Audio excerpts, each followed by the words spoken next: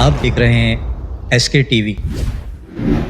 دوستو، مسلمانوں کے لیے اللہ سبحانہ و تعالیٰ کی مدد کیوں نہیں آ رہی؟ ایسی کیا غلطی اور کوتاہی ہم مسلمانوں سے سرزد ہو رہی ہے کہ آج امت مسلمہ کفار کے ہاتھوں ذلیل و خوار ہو رہی ہے؟ اسی سلسلے میں سعودی عرب کے ایک بہت بڑے عالم نے یہ بیان فرمایا کہ آج جو فلسطین اور اسرائیل کی جنگ ہو رہی ہے اور جس جنگ میں اب تک ہزاروں مسلمان شہید ہو چکے ہیں، وہ کہتے ہیں کہ آپ اللہ سبحانہ و تعالیٰ سے کتنی ہی مدد مانگ لیں، آپ کو اللہ کی مدد نہیں آئے گی، کیونکہ اللہ سبحانہ و تعالیٰ نے اربوں کی مدد کا وعدہ کبھی نہیں کیا تھا۔ وہ مزید کہتے ہیں کہ جب تک اس جنگ کو اسلام اور اسرائیل کی جنگ نہ بنا دیا جائے تب تک اللہ سبحانہ و تعالیٰ آپ کی مدد نہیں فرمائے گا۔ اب دوستو، اس بات سے ہمیں یہ سمجھ آتا ہے کہ جب تک امت مسلمہ متحد نہیں ہو جاتی، یعنی اسلام کی سربلندی کے لیے نہیں کھڑے ہوتے اور اللہ کی رسی کو مضبوطی سے نہیں تھام لیتے اور اپنے تفرقات کو نہیں ختم کر دیتے، تب تک اللہ سبحانہ و تعالیٰ کی مدد نہیں آئے گی۔ اب دوستو، یہاں سوال یہ پیدا ہوتا ہے کہ آخر مسلمان یعنی امت مسلمہ کب متحد ہوگی اور وہ کب اللہ سبحانہ و تعالیٰ کے دین کے لیے کھڑے ہوں گے؟ اس کا جواب یہ ہے کہ جب امت مسلمہ متحد ہوگی تو تب مسلمانوں کو پہلی مدد حضرت امام مہدی علیہ السلام کی صورت میں میسر ہو جائے گی، اور یہی وہ وقت ہوگا جب اسلام میں ایک نئی جان پڑ جائے گی اور اسلام کا غلبہ پوری دنیا پر چھانے لگے گا۔ اور دوستو، آج وہی زمانہ آ چکا ہے کہ جب دین اسلام کا غلبہ پوری دنیا پر چھا جائے گا۔ میں ایسا کیوں کہہ رہا ہوں؟ کیونکہ آج کے زمانے کے متعلق حضرت نعمت اللہ شاہ ولی رحمۃ اللہ تعالی علیہ نے اپنی کتاب حجت البالغہ میں درج فرمایا ہے کہ اللہ سبحانہ و تعالیٰ کی یہ سنت ہے کہ جب وہ اس دنیا کے نظام کی تبدیلی کا فیصلہ فرماتا ہے تو اس تبدیلی کا ظہور اور آغاز سرزمین بیت المقدس سے فرماتا ہے۔ اور نعمت اللہ شاہ ولی اس بات کی تشریح فرماتے ہوئے کہتے ہیں کہ جب سفر معراج میں محبوب رب العالمین خاتم النبیین صلی اللہ علیہ وسلم کو مکہ مکرمہ سے پہلے بیت المقدس لے جایا گیا، وہاں آپ صلی اللہ علیہ وسلم نے تمام انبیاء علیہ السلام کی امامت فرمائی۔ اس کے بعد مسجد اقصیٰ میں قبۃ الصخرہ سے اوپر آسمانوں پر لے جایا گیا اور یہاں تک کہ اللہ سبحانہ و تعالیٰ کی بارگاہ تک پہنچایا گیا، اور آپ صلی اللہ علیہ وسلم ایسے عالی مقام پر پہنچے جہاں صرف آپ صلی اللہ علیہ وسلم تھے اور اللہ سبحانہ و تعالیٰ اپنی شان کے مطابق جلوہ فرما تھا، اور اس مقام پر حضرت جبرائیل علیہ السلام بھی نہ پہنچ سکے۔ دوستو، خلاصہ کلام یہ کہ اس سفر میں پہلے آپ صلی اللہ علیہ وسلم کو بیت المقدس لے جایا گیا، یہ سفر اسراء کہلاتا ہے، اور بیت المقدس سے عرش باری تعالیٰ کے سفر کو سفر معراج کہا جاتا ہے۔ اور اس واقعے سے اللہ سبحانہ و تعالیٰ بیت المقدس کی اہمیت مسلمانوں کو بتا رہا ہے کہ تاریخ انسانی میں سرزمین بیت المقدس کا کیا مقام ہے اور اس کی کیا اہمیت ہے، کیونکہ بیت المقدس ہی وہ مقام ہے جہاں بنی اسرائیل کو عروج عطا فرمایا گیا، مگر بنی اسرائیل جب قوم یہود میں تبدیل ہوئی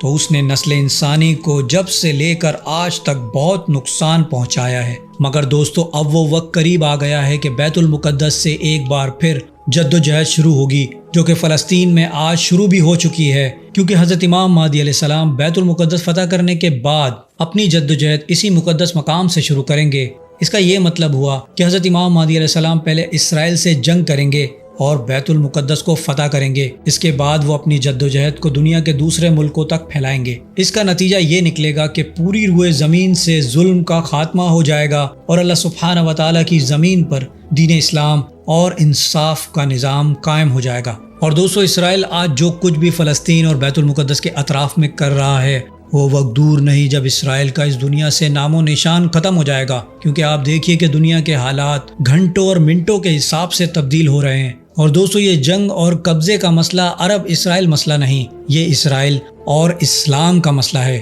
جو انشاءاللہ ان قریب حل ہونے والا ہے۔ کیونکہ دوستو، اس روئے زمین پر اللہ سبحانہ و تعالیٰ کے دو سفارت خانے ہیں، ایک کو بیت اللہ کہتے ہیں جو کہ مکہ مکرمہ میں موجود ہے، اور دوسرے کو بیت المقدس کہتے ہیں جو کہ فلسطین میں ہے۔ اور زمین پر یہ سفارت خانے اللہ سبحانہ و تعالیٰ کے اس سفیر کے ہیں جو اللہ سبحانہ و تعالیٰ کی طرف سے مقرر کیے گئے ہوں، اور دنیا کا یہ قانون ہے جو آخری سفیر ہوتا ہے، یعنی جو بعد میں آنے والا سفیر ہوتا ہے، وہ پہلے سفیر سے چارج لیتا ہے۔ اور ہمارے پیارے نبی حضرت محمد مصطفیٰ صلی اللہ علیہ وسلم کی ختم نبوت کا تقاضا یہ ہے کہ جو اللہ سبحانہ و تعالیٰ کے مقدس مقامات ہیں، ان پر حق صرف محمد صلی اللہ علیہ وسلم اور دین اسلام کا ہے۔ اس لیے بیت المقدس پر یہودیوں کا حق نہیں ہے اور اگر یہودی اس پر قبضہ کرنے کی سوچ رہے ہیں تو اپنی شیطانی سوچ کے ساتھ انشاءاللہ بہت جلد وہ تباہ و برباد ہو جائیں گے، کیونکہ دوستو وہ وقت دور نہیں جب خراسان سے مسلمانوں کا ایک بہت بڑا لشکر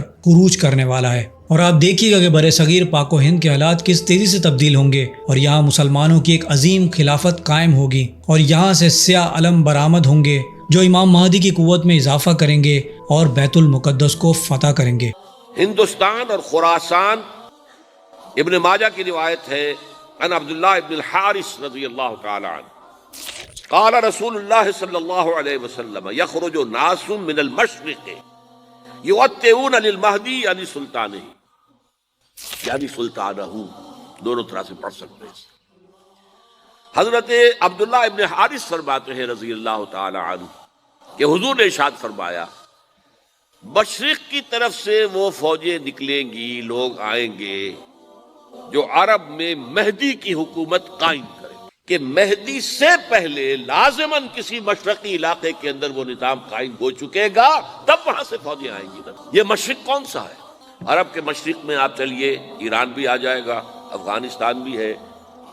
اور اگر اسے اور توسیع دیں تو ہندوستان بھی ہے۔ یہ ہے عرب کا مشرق، اس سے فوجیں جائیں۔ اس کا کیا مطلب ہے کہ اس میں سے کسی جگہ پر نظام خلافت پہلے قائم ہو جائے گا، تاکہ وہاں سے فوجیں جائیں گی جو جزیرہ نماء عرب میں حضرت مہدی کی حکومت کو قائم کریں گی۔ اب دوسری حدیث سنیے، یہ سنن ابن ماجہ کی حدیث تھی جو میں نے آپ کو سنائی، آپ نے پڑھی۔ دوسری عن ابی ہریرہ رضی اللہ تعالی عنہ، یہ ترمذی شریف کی روایت ہے، قال قال رسول اللہ صلی اللہ علیہ وسلم یخرج من خراسان رایات سود